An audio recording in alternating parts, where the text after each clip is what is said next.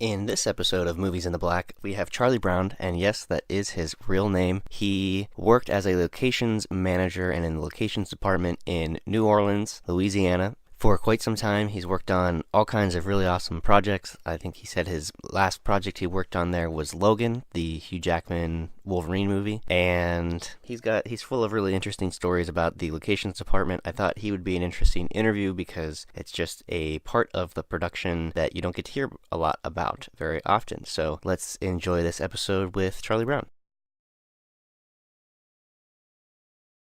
Thank you for joining us, Charlie Brown. How about you go ahead and introduce yourself? Just a little bit about who you are, kind of your background in the film industry. Sure. I am from Pennsylvania, and I went to a film school at Penn State University, and after school moved down to New Orleans, Louisiana. That was in 2002, 2003. And I wanted to get into the film industry down there, which was just starting to take hold thanks to state tax incentive. And I got my foot in the door in the locations department. Over the next 10 to 12 years, I worked on a whole bunch of feature films and episodic television series, as well as some print scouting and commercial scouting. And I've done just about every type of location scouting you can do, as well as the other jobs that are within the locations department. I've kind of been kicking around that department for a while now. How long is it that you've done that? I think my first locations gig was on a movie called Flakes that was shooting in 2003 in New Orleans. And I have been doing that. The last movie I did locations on was Logan, which shot in 2017. Oh yeah. I'm sure people know that movie. So. Yeah. And you've done what's some of the most interesting projects that you've kind of done that you enjoyed working on? Not necessarily the biggest ones, but my favorite project was I did I guess about 3 or 4 years on an HBO series called Treme that was done by David Simon after The Wire. And it was all about people in New Orleans recovering from Hurricane Katrina and piecing their lives back together. And it was a really rich, culturally fulfilling project to work on for that period. And it was a great group of people to work for. And it was my first experience working for HBO, who, in my experience, tends to let the filmmakers have a little more room to breathe and create than a lot of the other studios that I've worked with. So that was probably the best scouting experience I've had. Other interesting I worked on The Curious Case of Benjamin Buttons, which is a David Fincher film. I didn't know that. That was just a lot of fun to watch get made. It was such a technically ahead of its time movie. And Fincher was he as intense to work with as I would imagine he would be? He was a really nice person to work for. I don't know. He was you must have done a good job then, because he probably would have called you out otherwise. Yeah, I mean, he had high expectations, but he also he could walk onto a potential location and like immediately see how the scene would play out in that location and be able to give you very definitive notes about what like he knows what he wants, which is good. Yeah. Right. I would rather work for somebody like that than somebody who's just very vague and you're kind of just trying to get them everything because you don't know exactly what they're going to ask for on the day. I totally understand that. It's the same in, even just doing freelance video editing. Someone will send me a project or tell me they have a project they want me to work on. And it's really frustrating when they're just like, do whatever. It's like, well, give me some direction. Right. Yeah. Much better. I would much prefer someone to be like, do this, this, this, and this. And then, if I come up with something that's even cooler, I'll usually do like 2 versions of something and let them pick. But so locations is a interesting. I remember when I was going to school at the Art Institute in Pittsburgh, and also when I was at Point Park University, some of the instructors kept trying to push people into locations management because it's like a underrepresented, I guess there's like less people going to work in that, but it's a really good field to get into, especially if you're somewhere like Louisiana that has a lot of stuff shooting. Is it still that way? Yeah, I mean, it seems like it's a good place to break into the industry because you don't need any specific like technical skill. You don't have Yeah. to be able to cut hair or know how to use a camera or run audio equipment or anything like that. It's really just about talking to people, note taking, and figuring out some logistics. So yeah, it's a good place to push people towards. It's also you can start making pretty decent money pretty quickly Right, in the locations department. You don't have to starve being a production assistant the same way you do if you're an assistant director, PA or something like that. And it's something that not a lot of people, it can be pretty stressful and Right. thankless as far as jobs on a set go. So you don't have a lot of people who stick around in it for eons and eons, and you often have days where you need to pick up a handful of locations assistants. So there's lots of opportunities to get into it. Yeah, to get that foot in the door. I would say more than trying to pursue the locations department specifically, it's probably a really smart idea to familiarize yourself with tax incentive programs that different states have and go to those specific places where films are being made that crew may not be. That's kind of the situation I fell into in New Orleans. Right.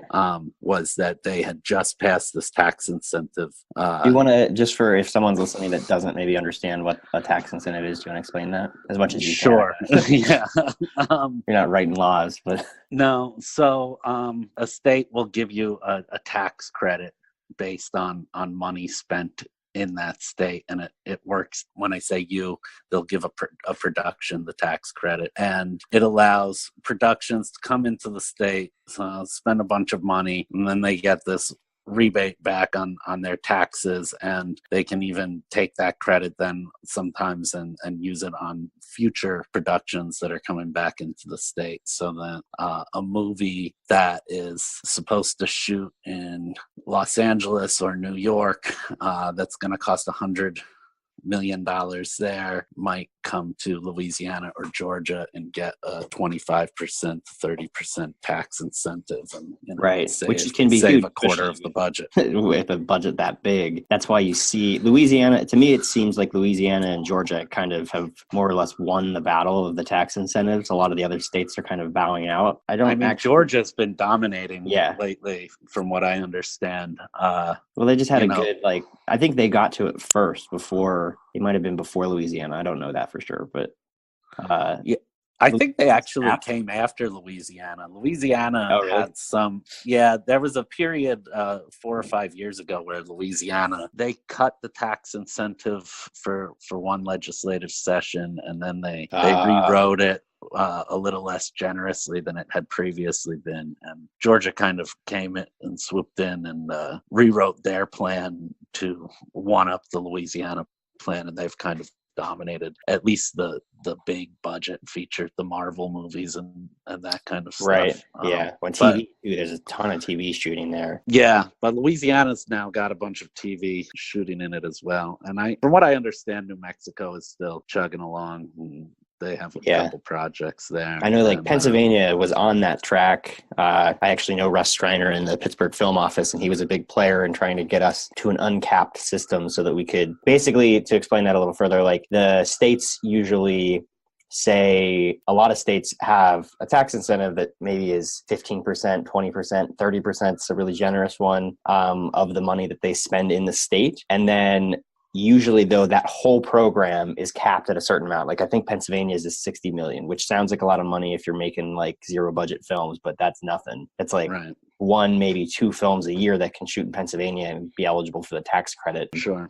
which they do. I mean, they use it every year. Like Paramount uses it a lot, but they're like, that's a problem whenever it's getting used up every single year. That means there's more people that want to shoot in the state, but are being incentivized to go somewhere else because they have a more generous tax incentive. And that would be Georgia, Louisiana, and some of those other states. Right. But like you were saying, if you're looking to get into like crew work or get into the production department, which is a great way if you're starting out and you don't have a lot of like background in like what it actually takes to get a movie made as a if you're interested in producing, then that's kind of a good way to go to work in a production office of some sort. And locations is a really interesting area of that people don't think of a lot. Yeah, and especially if you have intentions of someday being a producer. I mean, locations is kind of a crash course in doing a lot of the things that producers ultimately have to deal with. I always think about it like there was a time when predominantly films were shot on backlots,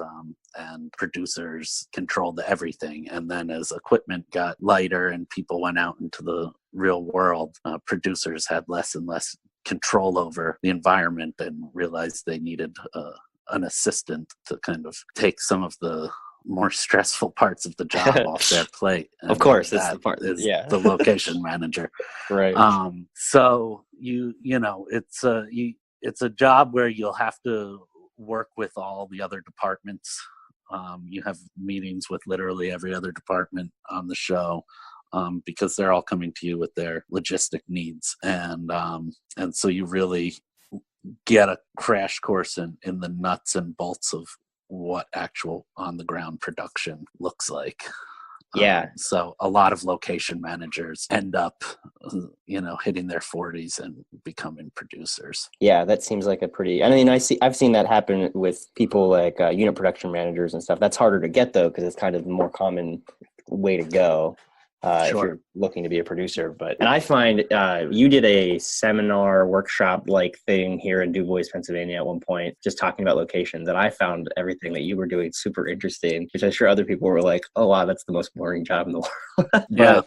But all of that. And it's like, there is an amount of creativity to it. Do you want to talk about that? Like obviously there's lots of logistics side to it, but maybe a little bit more of what the places where you get to like fill that void a little bit in what you're doing. So I think scouting is generally the part of the job that most locations folks identify as the creative part. Right. And you're one of the first people on the film, and you get that script and you break it down and figure out how many different places these scenes are going to take place in, and then you go out and are the first set of eyes that's really trying to match something that exists in reality up with vision for that, and you're working with a production designer and a director, obviously, because it's their vision. But sure, yeah.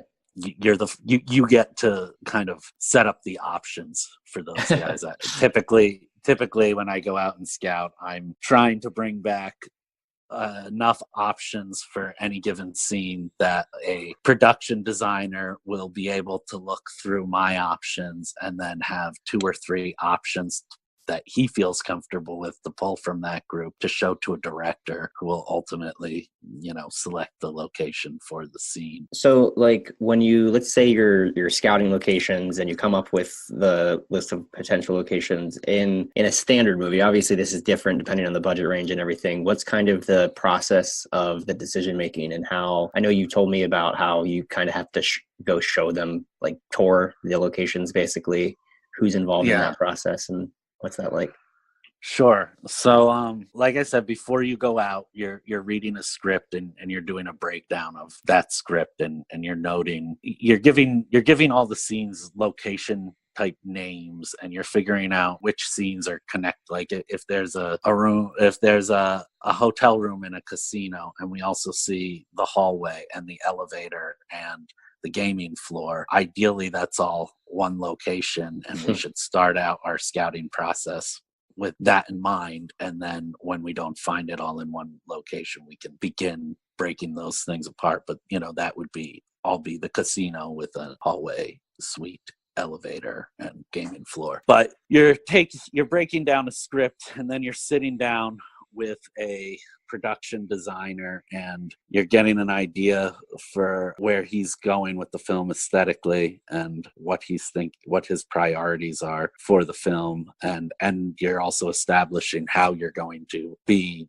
displaying locations for him and the director. In this day and age, most people want some sort of shared file system where you're taking photos, uploading them when you get home at night into different location folders, and then a production designer is able to access those on his laptop. But I mean, I did a Tony Scott movie where he wanted all location photos to be shot on film and developed overnight and pasted into manila folders, accordion style. Was it because they were shooting on film, so he wanted to see Yeah, I mean, I think that was the gist of it, but it seems like was a laborious process that cut down on the number of options he saw for sure. Because, right. A large portion of our time was spent cropping photos onto manila folders. But yeah, so you establish that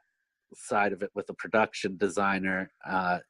Once you have a handful of options to show a production designer, he'll say, I like this one, and this one, and then you set up a time to go out with him and look at him or her rather, and go out and look at those potential locations. Then he will take the photos of the options he likes the best to a director, and then you're usually going back out for a third trip to these locations with a director who then will select the location. And once a director selects the location, you're usually setting up a day or 2 days to do what they call it tech scouting, which is going out with all the department heads to every location that's been selected for the film. And that's really when you start getting everybody's notes about where lights are going to go and cable is going to get run. And how often do you go out to those tech scouts and they decide they hate all the options that you've given them? Usually you want the director to have nailed down his selects before you take the tech scout out there, so that you're avoiding that situation, because once you're on a tech scout, you're with a bus of people and nobody wants to waste everybody's time. Has that happened? Something. Oh yeah. That being said, yeah, for sure. I've been on tech scouts where the director has just stopped the bus in the middle of the road and climbed off and climbed over somebody's fence and said, I want to shoot here. Oh man. And then it becomes a scramble to so in situations like that, because I've run into situations like that in independent filmmaking where we don't have really a budget of money to throw at things. I imagine in your department, a lot of times stuff does come down to kind of throwing money at things to get it solved. But are there any kind of tactics you can give for people that are stuck in those situations where there's last second locations, needs and requests? How do you even know who owns the place or those kind of things? Yeah, I mean, on the example I was just talking about, it was a farm field and I had no idea who owned it. And, we let the director go out and tell everybody his idea for the scene. And then once back on the bus, the location manager had to make it clear to the producers that we'll do everything in our power to clear the property that was just chosen, but it's not something that had been cleared before the tech scout, and that we're going to require some time before we can definitively say that we're going to film there. Right. And generally just being upfront with everybody in the process. How often do you best way to go about that? Go into something like that where you have a location that you are interested in for whatever reason that you aren't able to get clearance for? It's definitely happened.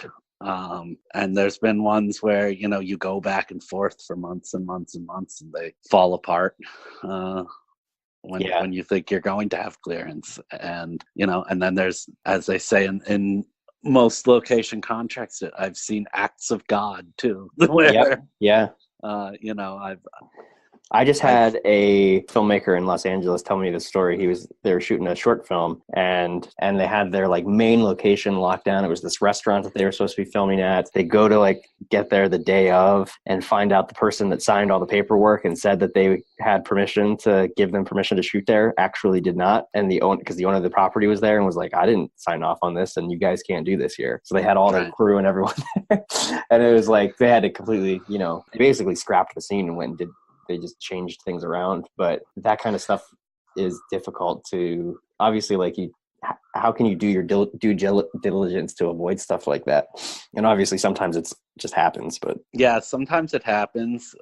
You definitely want to make sure that the contracts that you're using specifically state that the person you're dealing with is acknowledging that they own the property and are the decision maker for property.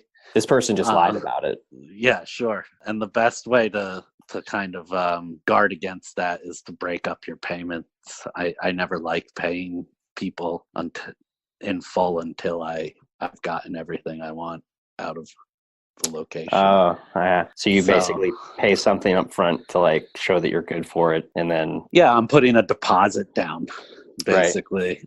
For somebody, and then once I'll usually do it in 3 payments. So a location owner will get a third of their payment the first day we access the property with crew, like a construction crew coming, and then you will get a second third of the payment on the day of the shoot, and then the third payment will be when you've signed a release. Oh, yeah. That kind of ensures that I'm getting everything I want out of the process. Yeah. Have you ever worked on anything that was like smaller budget or like more indie than the bigger things you've worked on? Sure. So like that first movie that I kind of broke my teeth on was a really small project called Flakes. And it was being done by I don't think they're around anymore, but it was a group out of New York called Indigent, who was one of the first production companies that was really leaning in heavy to the digital side of things. Mm-hmm. And it was a movie. It was a Mike Lehman movie. He had done Heathers, and it had Zooey Deschanel before people were aware of who she was. Yeah. And I think, they had an interesting model because I think they were only spending about $1 million on the shoot, but they had everybody working for back-end points. So basically everybody from the lead actor and the DP down to the lowest person on the payroll was getting the same day rate, which was just enough to get by. It was like $75 a day or something. And then depending on what your position was on the crew, you would be given points when the movie succeeded. And I was looking for any job in the film industry at the time, and they were there, and they were having trouble finding crew because there were lots of movies in the city crewing up at the moment, and they gave me to the they gave me to the location manager to be the assistant manager, and she had some sort of a nervous breakdown in the middle of the shoot one day, and I became the location manager, and that was that. But yeah, that was a wild, very low budget shoot where I broke all kinds of rules that I didn't know were rules because I had never done it before, but it was a fun experience. So. I see that the more experience I get as a producer, the more rules I find out about that I didn't realize were right. And I'm like, I kind of wish I didn't know that, because now I in good conscience can't do a production without production insurance, which sounds obvious, but when you're just starting out, you don't even think about that kind of thing. But now it's like, okay, well, that's another couple $1,000s on the budget, and then when you're doing really indie micro budget or low budget stuff, all that stuff, that's why movies cost as much as they do. I don't think people realize all of the things they're skipping whenever they're making a $20,000 movie. Another reason I was thinking about it earlier today, I was listening to a podcast. I forget where I was listening to it, but it was an interview with the creators of High Maintenance, the HBO series. Okay. And they were pointing out how all the poor behavior of film crews of the past is kind of built into the cost of making movies currently. Oh yeah. Because all these we're filming all these things in the same places over and over and over again, which, you know, New York, Georgia, Louisiana, Los Angeles. And so they've had the horror experiences with these film crews. And now the reason it costs so much to go into New York and shoot a scene is in part because you have to make it worth somebody's while to potentially have a terrible experience.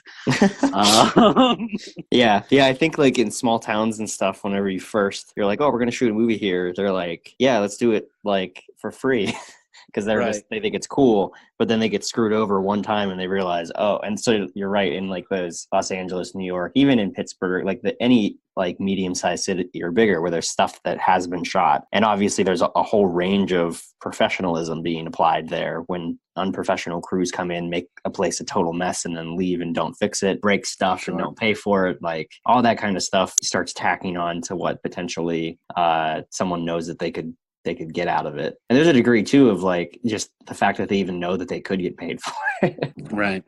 Yeah. When we were doing Logan, we shot in a very quick scene in a very small rural town called the Meat, Louisiana. That was basically just Hugh Jackman walking out of a doctor's office and crossing the street, and he gets into an argument with the actress in the car, and it was a simple, just closing up one block of the street conversational scene. But the town had a couple years prior had a Mark Wahlberg action movie, I forget which one, shoot in the town, and they had set buildings on fire and had cars chasing down the street. And I don't think anything went terribly wrong, but it was impossible to convince the business owners in that town that what we were coming to do was something completely different and much less invasive, and that we wouldn't be shutting down their town for a week at a time. And it ended up we ended up having to compensate people as if we were doing something much more invasive than we were, because of the previous experience that they had. Have you gotten to do anything anywhere that there, like people didn't have experience that you can compare those? Yeah, I mean, I have gotten to do things where people didn't have experience. Some of them have been like micro budget type things where we went to those places because we didn't have any money to pay for locations, and we needed people to work with us for free. But generally, when I'm working on something that has a budget, I mean, I'm not trying to overspend the production's money, but at the same time, I want people I want to be invited back to any place that I film at. That's kind of right. Well, yeah, I mean, that becomes like becomes an asset for you too, I'm sure. Like you probably go back to the same locations or same property. Yeah, you go over and over and over again once you find a place that works. Yeah. Right. So even though, I would rather surprise somebody by giving them more money than they're expecting for a location than cut somebody's payment down to the bare minimum just for the sake of saving production some money. Right. Yeah. I'm sure the producers are not always the happiest about that. But they also they know that, paying for a location and paying an appropriate amount means you're going to have hopefully means you're going to have less issues with that location. Right. Where if you're doing something for free or for really like a discounted rate, I've experienced this so many times. The property owner feels like they're doing you a favor. And sometimes that's fine, but sometimes it's definitely like you're an afterthought to whatever they're doing. And once they find out they have to shut down their refrigerators and stuff because they're making noise in the background, then it becomes a whole different discussion. Sure. So a lot of it's setting those expectations for the property owners up front so that they're not surprised later on. Yeah, that's exactly right. And, I don't want if a properly budgeted film, I don't want property owners to ever feel like they're doing a favor for me. I want them to feel like we're in business together and we're doing something that's beneficial for both parties. How often have you worked on stuff that was like micro budget, and what was that experience like, knowing the other side of it? Yeah, the first couple of years I was in the business, I did a lot of micro budget stuff, and then I kind of made a personal decision that I wasn't going to do micro budget jobs, as regardless of how interesting they sounded, unless it was like a personal thing for me. Like if my friends and I want to go enter the 48-hour film festival, that's different. But I didn't want to just like jump onto somebody's project because it sounded interesting, but they didn't have enough money to do anything. Just because, I mean, regardless of how great the project is or how great a filmmaker's vision is, I'm more concerned about being able to come back to locations. And so I have done some smaller budget things later in my career, but I generally look specifically for projects that I feel like are going to have the money where I'm going to be able to put together locations in a way that will keep and you'll get compensated. Everybody happy. Yeah, and I'll get compensated for it. So you said that you're up in Pennsylvania right now, not working on anything at the moment. You said at one point that you had kind of a team build up down in Louisiana. Do they still work on stuff? Oh yeah, they're team still I worked with is still going strong. They did the first for Hulu last year, and they were hoping that got picked up, but I don't think it did. I think that Hulu cut the cord on that one.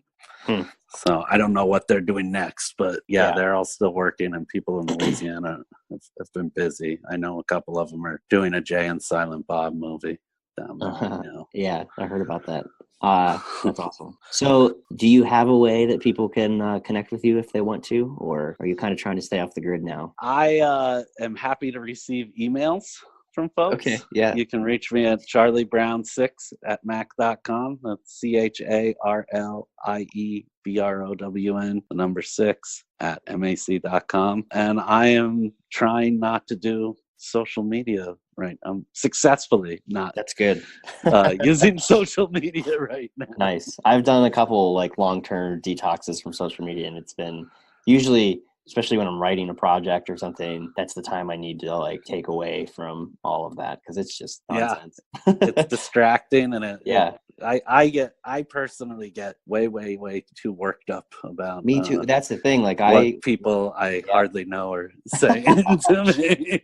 It's just such a huge waste of time and energy, and like just ends up pissing me off and like messes with my energy. Yeah. So I'm sure once I have something that I'd like to promote or put out to the masses, that I will be back on Facebook and Instagram and Twitter. But for the time being, I'm checked out, and I'm focused on writing and cool and growing mushrooms.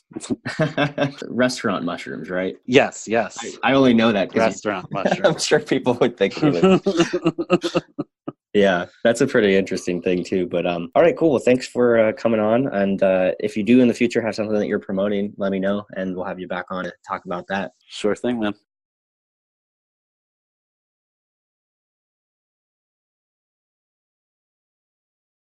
Thank you for listening to this episode of Movies in the Black. We come out with new episodes every week on Tuesday. If you are enjoying the show, please, wherever you're at, just show us some support. That helps us know who's listening and helps us rank a little bit higher and show up for random people looking for this type of content. That would be very much appreciated. We still need a few more reviews on iTunes before they'll actually show up. They don't show up until you get like, I think 5 or so. I think we have maybe 2. So that would be awesome if we could get a few more on there. Thanks again for listening, and we'll see you next week.